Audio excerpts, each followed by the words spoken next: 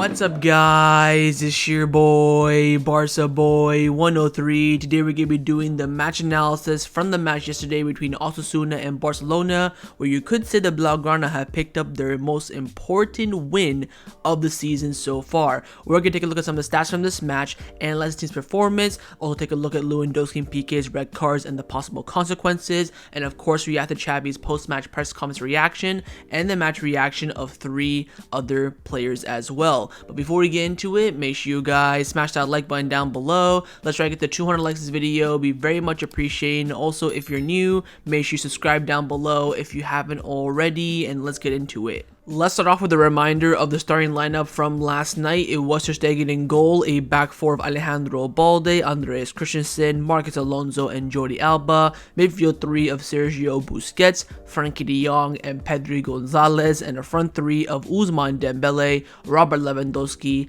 and Ferran Torres. And in this match, Xavi did use only 4 out of 5 substitutions. He first brought in Xavi for the injured Christensen, then a double change up front, taking off Dembele and Ferran and bringing in Ansu Fati and Raphinha, and lastly he took off Pedri and brought in Chadi Riyad. Now the front covers of the Catalan based newspapers this morning were absolutely nothing but praise for the team's performance last night. Mundo Deportivo came out with the headline saying that 3 historic points, and then Sport came out with the headline saying historic. Let's now take a look at the full-time stats, where the numbers say that this was a very even match. Firstly, Barcelona have just edged the possession by 3%. We had 53%, Osasuna had 47%, but the shots in total, Osasuna had 15 compared to Barcelona's 9. Both teams had 3 on target. Osasuna had 6 shots off target compared to Barcelona's 5, and Osasuna also had 6 shots blocked compared to Barcelona's 1. Now Barcelona had 6 corners in this match compared to 3 from Osasuna. Osasuna had 3 offsides compared to Barcelona's 2,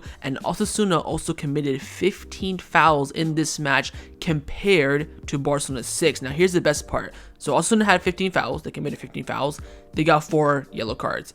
Barcelona only committed 6 fouls, and from those 6 fouls, 4 yellow cards and 2 red cards. Now of course Pique off the pitch, Lewandowski did have 2 yellow cards to get the red card, but I mean bloody hell, talk about rigged, scripted. I mean, Remontada was very much being paid by Florentino Perez back in Madrid. He got the phone call this morning saying, you know, do whatever you can.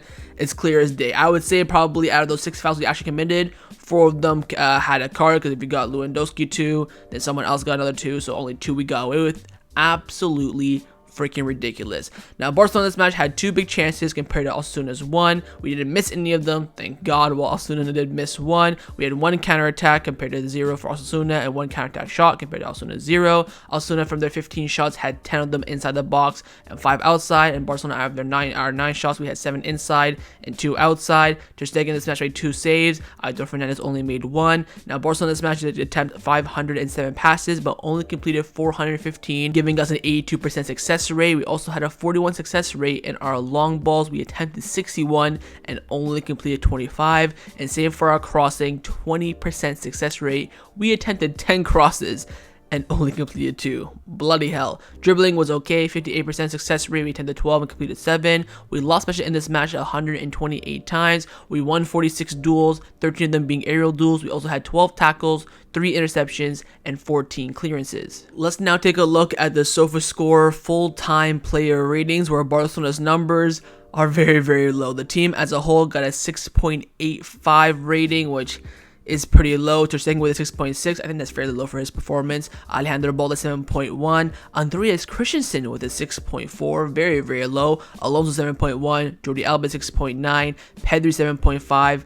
Busquets 6.7. Very high for him. Frankie de Jong 7.4. Dembele 6.9. Ferran Torres 6.6. And Lewandowski with, of course, the lowest rating due to his red card with a 5.4. I actually think that's probably the lowest rating of the season for Barcelona. Now the subs did come in, of course, and have an impact. Raphinha got a 7.6, Xavi got a 6.9, Ansu Fati 6.8, and unfortunately, Chadi Riyad only came on for so little amount of time, he did not get an official rating. Let's now discuss Barcelona's 2 red cards in this match and also the consequences. Firstly, Gerard Pique. As you all know, he's going to be retiring. His contract will be terminated, I think, by the end of this week.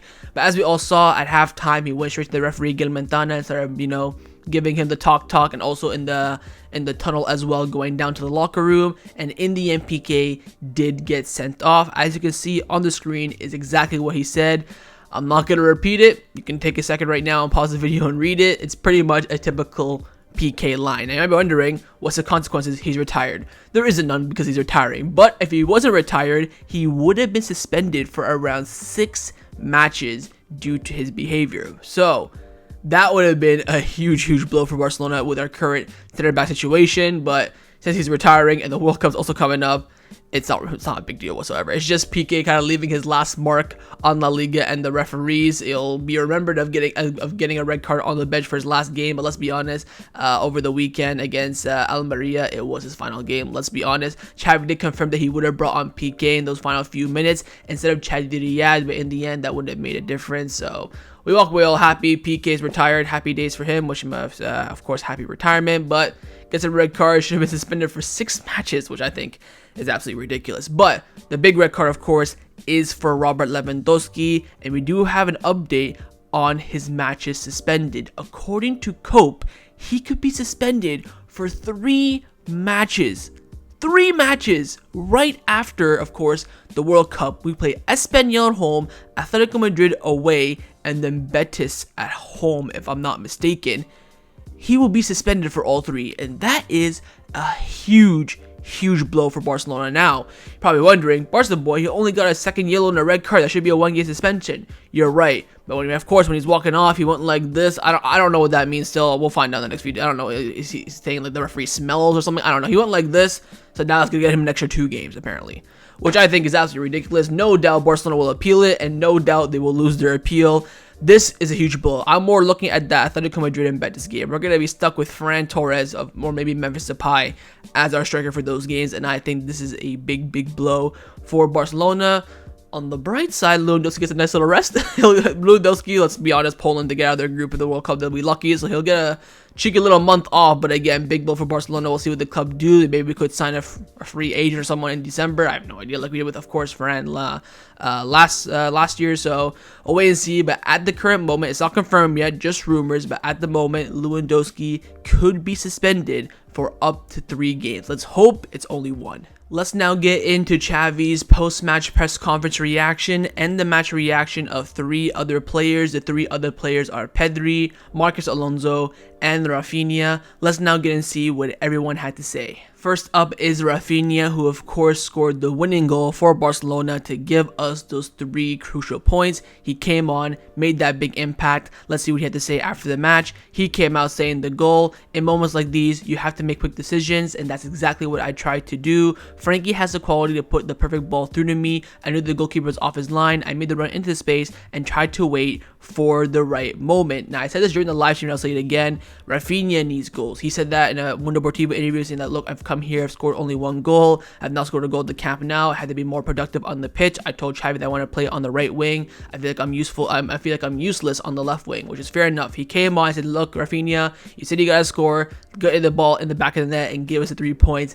And he did. Credit to him, and now he's off with Brazil to the World Cup. And that concluded Raphinha's post-match reaction after the match against Osasuna. Next up is Pedri, who of course alongside Raphinha scored one of the 2 crucial goals for Barcelona in this match. Let's get and see what he had to say after the match. He came out saying it was a difficult game and harder because of the sending off from Lewandowski. We got our chances and we took them. Osasuna are a very intense team. We knew the game that was going to be like that, more so with the sending off. I think the first yellow could have not been given to Lewandowski. They asked about Pique's red guard, saying that look for Pique. When you see injustice, you want to say something. That's just the reality, and that happens in football. Look, let's be honest. I don't think Pedri played particularly well in this match compared to his standard that we've seen so far this season. But he's got 3 goals now. I think this is the record in La Liga for the most goals for an under 20 player in the midfield or something like that. So he's scoring goals. Of course, that's what Xavi asked for him at the beginning of the season. He's getting those right places, although that goal was very lucky, but we'll take that every single day of the week. And that concluded Pedri's post-match reaction after the match against Osasuna. And the final player is Marcos Alonso, who did put a very good shift at the back during this game. Let's get and see what he had to say after the match. He came out saying that everything was against us in this game. We fought hard, and this is a huge win. It's now time to rest and enjoy the 3 points. We are what we want to be, at the top of the table. Yes, sir. Say that loud and proud. Look, I think Alonso is doing good in that center back position over the past few weeks. I think he can be more useful to the club as a center back from now until the rest of the season rather than a left back, debutant for Jordi Alba and Alejandro Balde once Roberto comes back from injury. But I think, you know what, in that position, not his natural position, especially in the back two for, he's used to playing in the back three. So I think he's come in, put in a good shift over the past few games, and hopefully he continues that after the World Cup. And that included Alonso's post-match reaction after the match against Osasuna. Time now to get into Xavi's post-match press conference reaction. Of course, he's the manager and he sets up the teams and the tactics, and his opinion matters the most. Let's get and see what he had to say after this match. He came out saying, "I think the team is growing, the dressing room is an amazing place, and we are like a family. It was an amazing win in all aspects. We told the players to have faith and be smart. It was a good away victory for the team. The goal was due to an error made. The sending off represents the match that there was unfairness decision against us, but the referee's decision, and I can't say anything. We heard there was a foul in the build-up to Osasuna's first goal. The booking affected us, and we were not happy with that. We have to manage to overcome it, but I'm very proud of the team, and of course Pique would have played as we knew that Christensen has some discomfort, and I was going to use him as a substitute." So again, Xavi there confirmed, saying that if Pique did not get a red card, he would have came on, but since he did get that red card, Gerard made his debut for the first team. Everything was against us today. It was a match that you think that you've lost and you'll get a draw out of it at maximum, and then you end up winning it. That's exactly how I felt watching the game. That shows we have faith and great character. It is a golden victory for us. On Pique, I would have counted on him today, but he ended up Gerard playing. Eric still feels unwell. He was forced to be here. He wasn't feeling 100%. He felt wrong, and we felt hurt regarding Pique sending off. So something's up with Eric Garcia. I don't know if he's unwell in the sense of the discomfort or actually unwell, like he's actually sick. Not quite too sure. Xavi then also confirmed that Christensen is now fine. I think that's cap. I mean, he had the ice pack. He was limping for about 10 minutes before he got subbed off. I think he'll be okay for the World Cup, obviously, but I don't think he's, medical green light as of right now. And finally, Xavi concluded off talking about Ferran Torres, saying that he's an important player for us and I trust him. Today he was a winger, then turned into a striker. He moves well into space. He's working. He's humble. He has a lot of confidence in himself, and I believe in him as well. So Xavi is saying, look, this match had probably a draw written all over it with the decisions going against us, the red cards. We managed to graft away a golden victory, and I love the quote about us being a family. We saw celebrations, of course, after the match and how the team was feeling. This was a huge win because they know now for the next month and a half, no matter what, we're going to be top of the La Liga. And that concluded Xavi's post-match press conference reaction after the match against Osasuna. So overall, final thoughts on the match for me. Look, it was a very grafty win for Barcelona. We did not start the game off well. We were being very sloppy in our play. And that for me really worries me for Barcelona, because every time we have a moment given to us on a silver platter, we tend to choke it, and it looked like we were going to. We could see that 6 minutes in, everything's going against us. I think Lewandowski got his red card around the 25th minute, around the half an hour mark. Everything was looking like it was not going to be our day. But when they went in at halftime, Xavi had a clear plan. Go out there, 4-4-1 formation, wingers stay up, come back in defense, and of course Busquets stay back while we're attacking, and Ferran Torres create those spaces for the midfielders and the wingers to cooperate in.